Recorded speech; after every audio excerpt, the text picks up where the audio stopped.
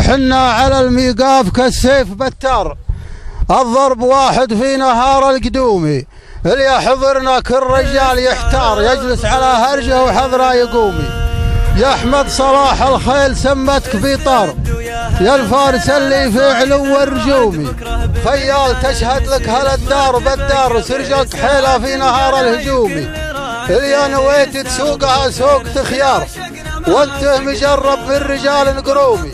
الخيل لا شفتك في يوم الاخطار، ترجع وراها من صمال العلومي، اخذت من جدك مواقيف الاحرار، عياد بن غانم يجعله يدومي، وصلاح ابوكم حلحل امور كبار، فكاك مطول بسجن حكومي، واحمد عساه بجنة الخلد يختار، اعطاك من فعل سلاح القومي. الخيل يا ابن غنيم يا وافي الشار، ورث اللي جدك من خوال وعمومي، خيالها مثلك على كل معبار، فارس ولد فارس تضد الخصومي، واقولها وانا لك سلاح لا ثار، من عارضه راحبها فاهم عدو.